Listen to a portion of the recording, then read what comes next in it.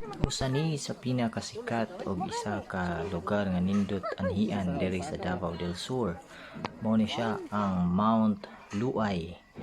Gusto mo nga moanhi diri, andaman niyo daan inyong kusog, sakto nga tulog og mayong panglawas gyud ang inyong gina-reserve diring dapita kay grabe siya sa katungason og daghan pa pud mong manindot nga maadtuan og makita nga mga views sama niini nga mga clouds nga nahati ang usa ka buntod tungod kay kusog ang hangin diri sa pikas banda unya ning saka pod ang fogs diri sa pikas banda niya.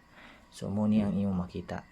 So palihog lang sa gusto mag-trail diri nga unta mayo ang inyong panglawas, dili ka mo hangover, dili pod mo kining naigi pang bati sa panglawas og isa pa dili gyud unta mo kanang gikan sa medical bitaw musaka og pugos diri nga dapita kay prone gina siya sa disgrasya. Mo lang to ba guys, salamat.